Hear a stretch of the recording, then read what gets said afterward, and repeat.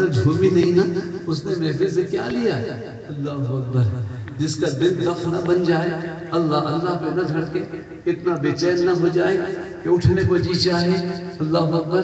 حامد بھائی میری کیفیت ایک چپکے سے ہو کے گزر گئی جب ناخا نے پڑھا کہ میں نے موت سے مہلت لے لی ہے کہ میلاد کی محفل آنے والی ہے، مجھے میلاد کی محفل سجانی. اللہ اکبر. اب اس مصرے کی قیمت تو ان سے پوچھو نا جو محفل سجاتے ہیں اور تربیت جو ہے وہ ہو جاتی ہے. مجھ سے پوچھو نا تب میرا ورد تو نہیں آ رہا ہے. یا اللہ جانا تو ہے لیکن میلاد تو نہیں آ رہا ہے. محفل ویسے تو میں اللہ میں اپنی موت والی حاضری دے کے گیا ہوں، لیکن وہ وقت نہیں تھا. میں نے اس وقت کی تمنا کی تھی، مجھے وہ وقت ملا، وہ مقام ملا.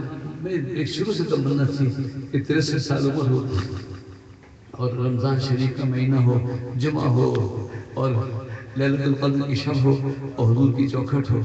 تو 2010 ستمبر 2010 میں میں 63 سال کا ہوا اور میں مدینہ شریف میں تھا اور مغرب کی نماز لیلۃ القدر کی آئی تو میں بارگاہ میں حاضر ہوا.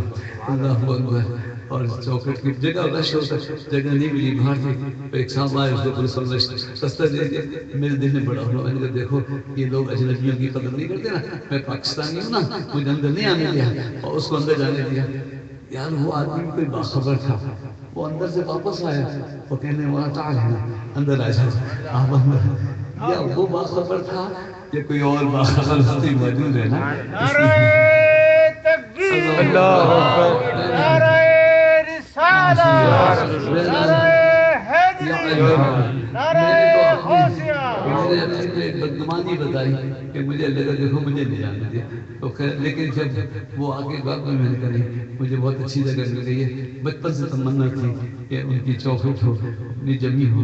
اللہ کو ان کی چوکھٹ پہ دروازے بالکل میں نے مغرب کی نماز پڑھی اور سچا کیا میں نے کہا اگر آنا ہے وقت تو ابھی آ جائے. 63 سال جمعے کا دن لیلۃ القدر حضور کی چوکھٹ. لیکن وقت جو اپنی جگہ ہے تو اب یہ دعا کریں کہ جب بھی وقت ہو آئے تو خاتمہ بالخیر ہو، خاتمہ بالایمان ہو. ہم سب کو اللہ نے پھونک کے بکھیر دیا ہے.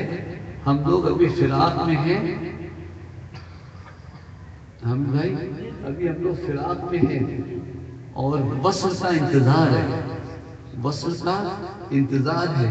یا تو موت سنو اور دل چھوٹا کرو اور یہ سوچو کہ اللہ تعالیٰ نے بکھیر کے اب دیکھا ہے کہ کون میری طرف آ رہا ہے، کون میری طرف آ رہا ہے. پھونکا ہے اور بکھیر دیا ہے اور وصل کا انتظار ہے. اللہ اور آپ چاہیں تو موت آئے تو آپ فرشتوں کو بھی نہیں دیکھیں، قبر کو بھی نہیں دیکھیں، بردوں کو عذاب ہے کچھ بھی نہیں دیکھیں، سیدھے جنت میں چلے جائیں. بڑا آسان نسخہ ہے. پہلے ہی یاد کر دو یہ باتیں، بہت آسان نسخہ ہے. حضور صلی اللہ علیہ وسلم فرمایا میرا جو امتی فرض نماز کے بعد ایک مرتبہ آیت الکرسی پڑھتا ہے اس کے اور جنت کے درمیان موت کا پردہ حائل ہے. موت آئے گی پردہ اٹھ جائے گا، وہ جنت میں ہوگا. اتنا. لیکن یہ بھی سودا جب کوئی نماز پڑھے گا جب نہ آیت الکرسی یاد ہوگی، جب نہ آیت الکرسی یاد ہے حضرت آیت الکرسی یاد حفاظت کے لیے. پہلے تو یہاں جنات وغیرہ بہت تھے تو آج کل چلے گئے چھٹی پہ. انہوں نے کہا انسان ہی کافی کام کر رہے ہیں، مولانا ہماری ضرورت نہیں. اللہ وہ تو ایک ایسی مخلوق ہوتی ہے ہمارا سلام ایمان والا. بند دیوار کے اندر سے آ جائیں، بند دروازے سے آ جائیں.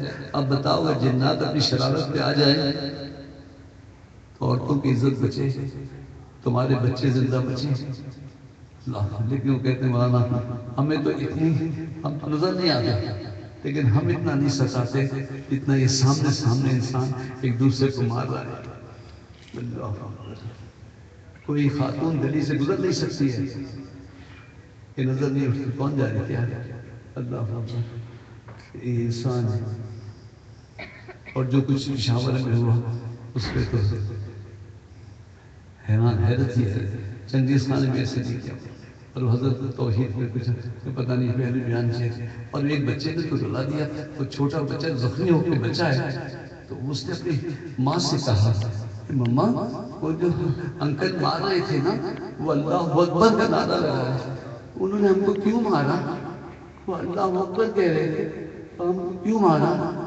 اب بتاؤ سچی کیا بتائیں کہ وہ ابھی کہتے ہیں کہ مذہبی دہشت گردی دی ہے، میں بھی کچھ نہیں کہتا، لیکن یہ تو تم نے دیکھا کہ وہ مذہبی روپ میں ہے ایک عرصے سے یہ، اور آج کی بات نہیں ہے، یہ مسلسل وقت کرتا ہے، پرورش برسوں، حادثے ایک دم نہیں ہوتے، پاکستان بننا تھا مخالف تھے، اور اب بھی کہتے ہیں کہ اس سے آپ لوگوں کی میلاد کی محفل سے اور آپ کی اس سے اسلام نافذ نہیں ہو سکتا، اسلام تلاشوں سے اسلحے سے نافذ اسلام۔